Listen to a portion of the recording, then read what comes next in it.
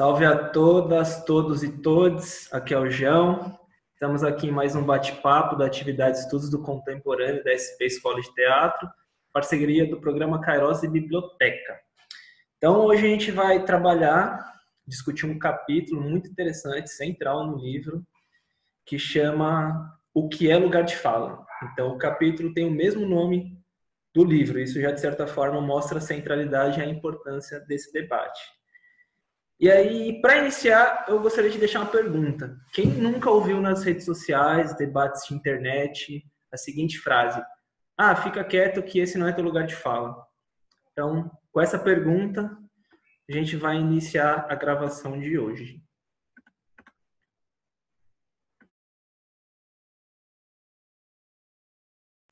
Boa tarde a todas as pessoas, né, que estão aí nos assistindo. Hoje, para fazer esse bate-papo, a gente vai contar com uma presença da artista Jennifer Martins.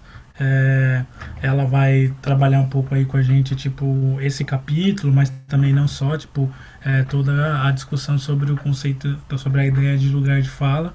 É, então, tipo, a Jennifer vai se apresentar melhor para vocês, mas eu já vou abrir para ela se apresentar e já jogar pegando o gancho aí do João, já jogar também tipo uma provocação, que é essa coisa do conceito, da ideia de lugar de fala ter surgido nas redes, né? E depois a Djamila transformar no livro. Eu queria que você falasse um pouco, Jennifer, dessa experiência de como é que foi ver o termo antes de ler o livro, como é que foi tipo o seu entendimento de lugar de fala antes de ler o livro, depois de ler um livro. Falasse um pouco da sua experiência de como é que você entende lugar de fala a partir desses dois pontos, né? Discussão na rede e a leitura do livro.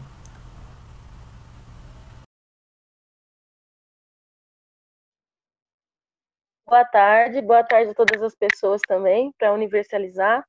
Eu sou a Jennifer, eu estudo humor na SP Escola de Teatro, sou atriz, sou circense, trabalho também com produção e eu sou palhaça, né, brincante, assim, da cultura popular. Eu agradeço também o convite de vocês e falando agora, respondendo um pouco a pergunta, né, antes do livro, eu pensava que o lugar de fala era uma coisa muito restrita, né? Eu não entendia ao certo. Ah, você pode falar sobre isso, você não pode falar. E depois que eu li o livro, eu entendi que não é uma coisa restrita.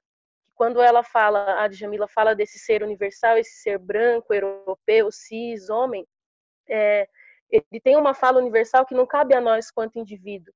Então, o lugar de fala é para todo mundo, é para todas as pessoas, mas a partir do lugar que você se encontra, a partir do seu locus social, né? A partir do lugar que você mora, do seu gênero, da sua classe social. Então mudou bastante essa ideia que a gente via na internet, que ainda vê na internet, quando algum militante está lá escrevendo, respondendo, que você vê uma ideia de mimimi, um lugar de fala, enfim, que está se autodefendendo, defendendo o seu próprio umbigo, enfim. Então você vê que é um locus social e você entende que eu, como uma pessoa, uma mulher negra de pele clara, eu posso falar também de uma pessoa trans, ainda que eu não seja uma pessoa trans, mas eu tenho que ter no mínimo um estudo, um embasamento sobre isso. Mas eu posso falar sobre isso com base no meu ponto de vista, entendeu? Com as pessoas que estão ao meu redor e na minha vivência. E eu não entendia isso antes de ler o livro e antes de procurar até mesmo outras mídias que tem na internet sobre a Djamila, sobre esse lugar de fala. Eu ficava meio confusa, sabe? Porque sempre era isso de esse não é o seu lugar de fala, ou então esse é o seu lugar de fala, fala, pode falar agora que esse é o seu momento de falar. Então eu ficava meio confusa. Agora eu consigo entender que quando ela diz, ela leva muito em consideração e basicamente leva em consideração isso, né? De onde você está falando e do que você está falando, né? Porque aí eu vou abrir um pouco, mas toda a nossa narrativa, desde 1500, enfim, da colonização, ela foi sempre contada de uma forma, por um grupo específico, enfim, e defendendo coisas específicas também. Então, eu fiquei meio confusa em relação a isso, e agora eu entendo o que é lugar de fala, o que eu posso falar, inclusive eu posso falar sobre tudo, todos podem falar sobre tudo, desde que tenha no mínimo também um estudo sobre isso, que não seja algo banal, algo supérfluo, porque isso também está sendo usado como algo, né, nas entrelinhas. Falei demais já.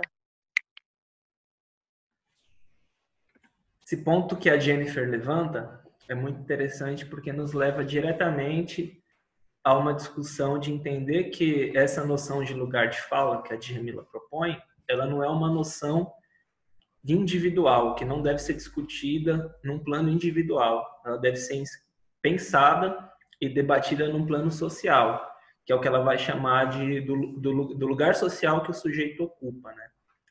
Então, quando a Djamila fala que, de certa forma, esse debate nas mídias, nas redes sociais é esvaziado quando ele só toca o indivíduo, só toca a questão individual, ela vai defender que a gente tem que pensar esse debate a partir do lugar que o sujeito está localizado. Então, todo mundo tem lugar de fala, mas você tem que entender o lugar pelo qual você fala e o lugar de qual você fala. Isso eu acho que é fundamental e toca muito num vídeo que a gente gravou um pouco antes, que era sobre a Spivak, porque a defesa da Spivak, aí justamente pensando com esse conceito da Djamila, é pensar como onde o sujeito do discurso está localizado, quais são as redes de poder que ele está inserido, ele pode falar pelo outro, né? Então tem todo um debate aí muito interessante.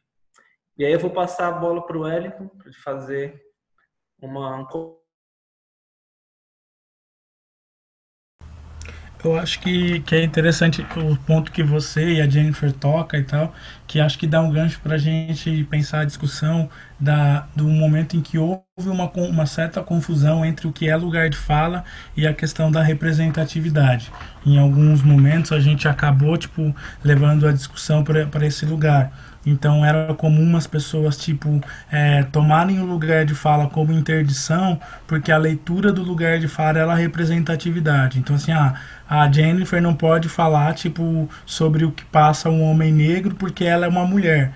E aí se estabelecia que assim, quem pode falar do homem negro é só um homem negro, a partir de uma leitura de representatividade. Sim, o homem negro, com todas as suas subjetividades, deve ser ouvido e tal, mas isso não é uma interdição da Jennifer falar sobre questões do homem negro e como ela entende esse homem negro inserido no espaço social, né? Então ela não vai falar das experiências do que é ser um homem negro, mas ela convive com homens negros e ela pode dizer o que essas pessoas relatam, como ela entende o tipo de sofrimento que é exercido com os negros, a partir de que lugar ela entende. Então ela traz um ponto interessante, essa lógica colonial. Lá desde 1500 a gente tem uma produção de discurso.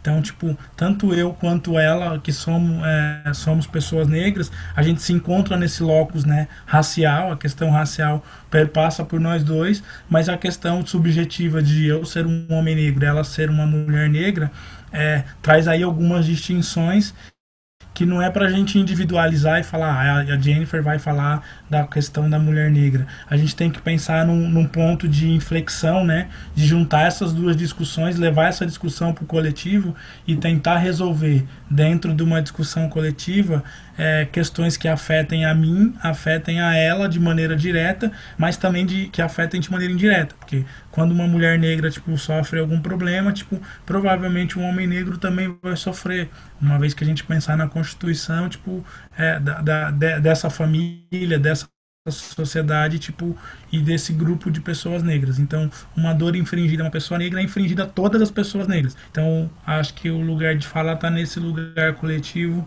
a partir daí, né? Eu acho que aí, pensando nisso, assim, a Jennifer, acho que ela tem pensamento legal sobre isso, que é essa discussão sobre essa ideia universal também, né? A gente falou aqui de conjunto, né, de trabalhar de forma coletiva, de trabalhar subjetividades, mas tem uma coisa que a gente precisa discutir, que a Djamila traz, que é essa ideia universal branca, né? Essa constituição universal branca de criar categorias para outros corpos, assim. Então acho que a gente poderia voltar a discussão para isso, assim, pensando o que é esse universal e de que maneira a gente pode usar o lugar de fala para desconstruir esse sujeito universal que é branco, cis, hétero. Então, passo a palavra para Jennifer e a gente vai no bate-papo aqui seguindo. Sim. Quando a Djamila fala desse ser universal, né, você pensa até algo voltado à divindade, assim, porque como é visto mesmo o homem branco, o homem cis e o homem, enfim.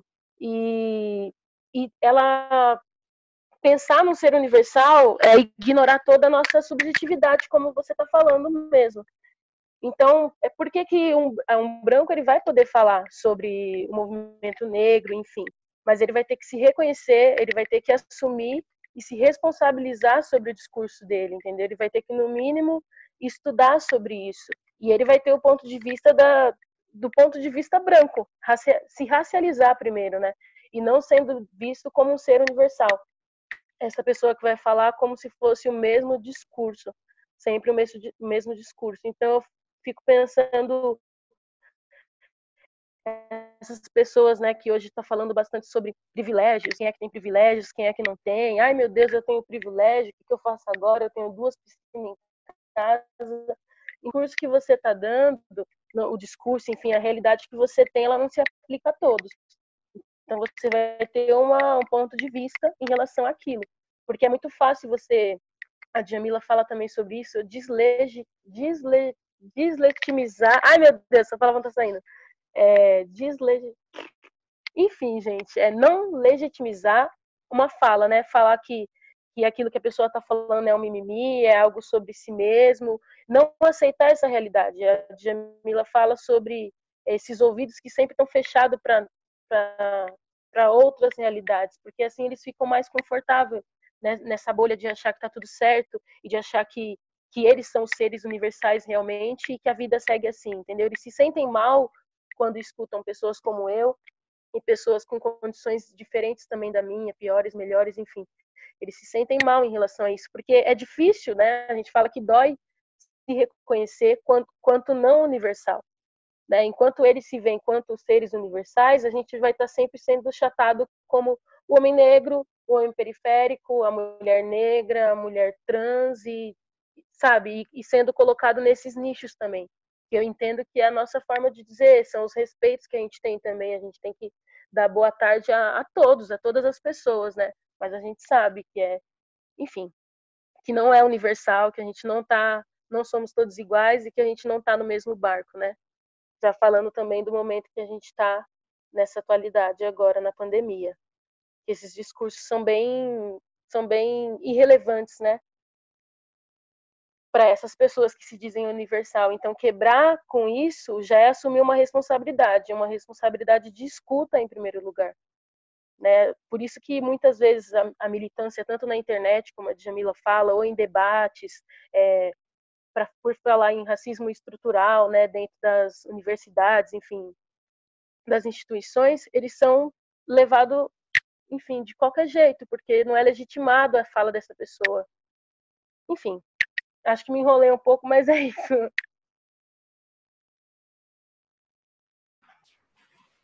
Esse ponto que você tocou, Jennifer, acho que leva diretamente a um debate que toca ainda o lugar de fala, que é essa essencialização. Porque se a gente entende que o lugar de fala só pertence ao grupo que é representativo daquele lugar de fala, então a gente cai naquela ideia de que, por exemplo, só uma pessoa negra pode falar sobre racismo, só uma mulher pode falar sobre machismo. E é justamente isso que a Djamila tenta desconstruir nesse texto, né?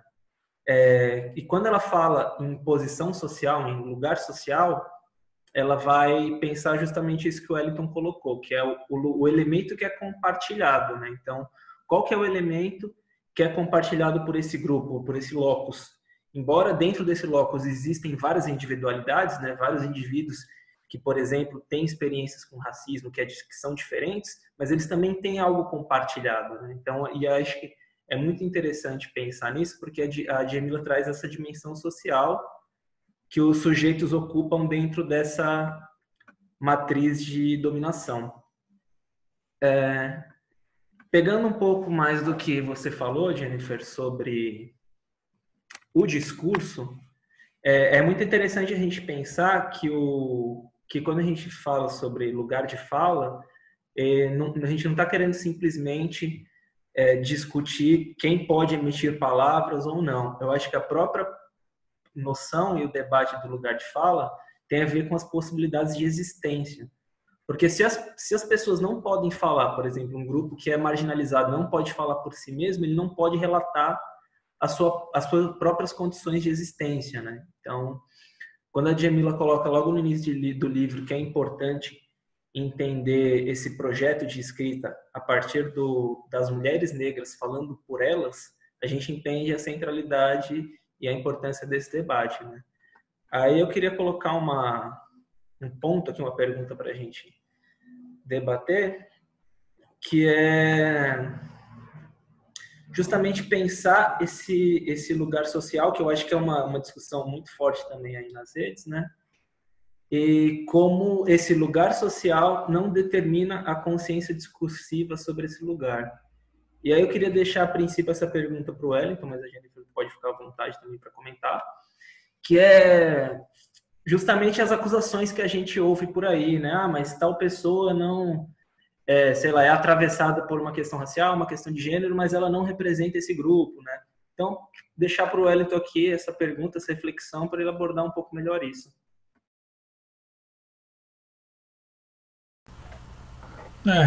Pergunta difícil. Eu acho que você tem aquela coisa que a gente estava falando, né? Essa dimensão da representatividade, da representação tal, tipo, essa pessoa não embora ela seja atravessada por essas questões, a Djamila traz um ponto no livro que ela fala, por exemplo, de uma pessoa negra que pode negar o discurso do racismo, né? Assim, eu sou negro, mas nunca sofri racismo e tal, tipo, de novo a gente volta para o campo da individualidade, de experiências subjetivas, né, mas que são tipo que são tiradas do contexto social. Então, assim, embora você nunca tenha sentido diretamente que você sofreu uma questão de racismo, existe vários ferramentais criados nessa lógica racista, tipo, dentro desse sistema que é desenvolvido de maneira colonial, que te impede de acessar alguns lugares. Então, e acho que essa tá a grande perversidade do racismo. Em alguns momentos ele funciona, mas ele não é tão visível, você não consegue ver ele diretamente. As pessoas acham que o racismo é só, tipo, a gente falar, fulano é macaco, tipo, isso sim é um racismo, mas é um racismo de maneira muito explícita, né? Tipo, mas existe aí o que a gente chama de racismo estrutural ou racismo institucional, que ele é dado a partir de uma ordem social e que está muito no campo do impedimento de acesso a alguns direitos, no impedimento de acesso a alguns benefícios que os ditos seres universais e normais têm, né? Então acho que quando você levanta isso da representação, está muito nesse, né, da pessoa que nega, que é atravessada pelo discurso, mas nega a existência de um processo de opressão, ele vai para uma lógica individualizante e ele não tem também, tipo, talvez ele não teve acesso a essa construção do que é esse discurso como um todo. Então, quando a gente fala de racismo, levando em consideração a ordem discursiva, né, o que é o discurso racista, a gente não está falando só diretamente de uma ofensa, a gente está falando de um sistema, e por isso que a gente vai... o professor Silvio de Almeida muito bem vai teorizar depois o racismo estrutural num livro que faz parte dessa coleção aí, que é isso, assim, são várias ferramentas usadas ou pelo Estado ou pela própria sociedade que constitui esse discurso racista. Então, a negativa da ordem discursiva do racismo, ela está pautada numa leitura individual, porque quando você olha para esses grupos, para essa experiência compartilhada, majoritariamente você vai ter tipo pessoas comprovando que o racismo existe. Então é a gente pensar, sei lá, o movimento negro do Brasil, os diversos movimentos negros do Brasil constituem um discurso de defesa do dia 20 de novembro como a memória para a discussão do que foi o que é a consciência negra no Brasil. Uma figura que se diz representar e que está dentro desse núcleo, mas que não concorda com a ideia do Dia da Consciência Negra, vai lá e nega isso. As pessoas desconsideram todas as experiências de diversos movimentos negros que falam a partir de um lugar coletivo para considerar a negativa de uma lógica individualizante. Então, no mínimo, tipo, esse discurso de atravessamento, tipo, que é dado na ordem individual, ele é mau caratismo, assim. O mínimo que a gente pode pensar é que quando você usa esse argumento de que existe fulano que é atravessado por aquelas questões, mas ele nega a existência de um discurso racista, de um discurso machista e tal, tipo, a gente está trabalhando na ordem do mau caratismo, porque a comparação ela é tipo, ela não é simétrica, né? Ela parte de lugares completamente diferentes. Não sei se a Jennifer também quer falar um pouco disso e tal, tipo, Sim, e aí sim. pensando até na questão, tipo, da mulher negra, né, e tal, tipo, e como é que a mulher dentro dessa sociedade, como algumas experiências individuais tendem a negar o que é o sofrimento, tipo, que a mulher negra, que é quem está na base dessa pirâmide, dessa hierarquia social passa, né, você pode falar um pouco disso, assim, Jennifer? Como é que você entende isso e a importância de se discutir uma perspectiva coletiva do que é ser mulher negra, né? Sim, sim. É, a Djamila, ela coloca também, e isso é infelizmente, uma realidade que a gente vê, né, que a gente vive. Mas ela fala, quanto escritora, o quanto ela teve que lutar para escrever os feminismos plurais, enfim, o quanto foi estratégico ela primeiro escrever essa primeira, para depois abrir espaço para essas outras mulheres, essas outras pessoas, e o quanto isso não sei se um processo que vai havendo um retardamento, enfim, um apagamento, porque para a gente estar conversando hoje sobre o livro dela, o quanto que ela teve que lutar para realmente fazer ser produzido esse trabalho, esse ofício. Então tem todo esse atraso, né? Esse atraso da população que se diz mesmo ser a universal, né? Porque como você falou eu penso assim, a galera que está oposto contra o lugar de fala, falando que é mimimi, eles adoram realmente pegar essas pessoas, um negro que seja, e falar que ele, não, mas essa pessoa não sofre racismo, ou então um negro que vai, por exemplo, apoia o Bolsonaro, enfim, apoia coisas que não são do movimento negro, para falar, não, mas como assim, como assim? E a gente não fica culpando eles como se eles fossem também responsáveis pelo que o Bolsonaro está fazendo ou não, pelo que uma pessoa branca fez, como se eles fossem um todo, sabe? E eles julgam a gente quanto um todo. Se um de vocês erraram, todos erraram, né? Mas quando acerta, não são todos que acertam. Enfim, é porque você falou um pouco disso e eu lembrei.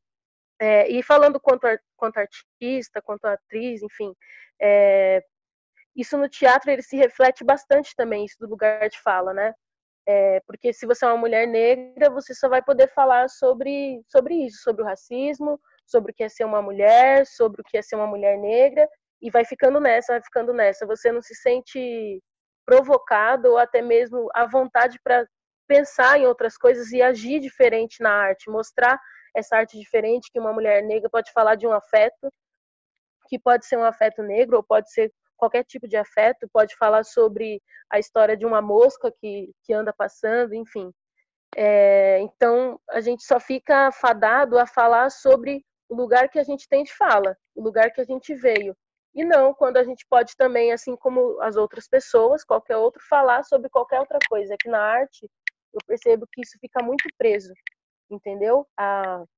Ao que a gente faz, ao que a gente realiza, que seja uma pessoa que está cantando, ela vai ter que sempre cantar a partir da realidade dela, sabe? Também, sim, mas ela pode cantar sobre outros. Então acaba sendo... Tem muito isso também na arte. Ah, não, você vai falar isso porque a gente está discutindo como, por exemplo, necropolítica, então você que tem que falar. Entendeu? Então acaba sobrecarregando essas maiorias, né, que são chamadas de minorias. Acaba sobrecarregando que uma pessoa trans, só o grupo de pessoa trans que vai falar sobre isso. Então, se for fazer alguma arte, que seja uma arte que fale sobre isso, porque as pessoas precisam ouvir. Mas se a pessoa quiser, ela pode falar sobre qualquer outra coisa. Não ficar fadado, sabe? E eu tenho uma reflexão, né, que foi um textinho que eu fiz aqui, que pensando a mulher negra como a base, infelizmente, dessa instituição majoritariamente branca, enfim. Então, a gente pensa ela como a base dessa pirâmide. Então, eu coloquei assim, quando uma mulher negra chora, o mundo, de certa forma, também chora com ela, por ela estar nessa base dessa pirâmide imposta. Então, eu acredito que quando ela tem um lugar de fala, quando ela tem uma escuta ativa, e não a partir disso, mas com isso também, todos podem falar, sabe? É a busca de outras perspectivas, de outras vivências, de outras narrativas, e não só quando eu falo que eu quero falar também, não é que eu não vou deixar um homem, né? Quem sou eu? Não vou deixar um homem cis, branco falar também, mas eu quero que ele fale perante a realidade dele, né? Perante o loco social dele, enfim, perante a raça dele, que ele se racialize, que ele se responsabilize também, enfim, é isso, né? Eu quero que para todo mundo sorrir também, já que somos nós, que são elas, que são tantas que segura todo mundo nas costas, vamos dizer assim. Espero que elas sorriem mais, para a gente sorrir também.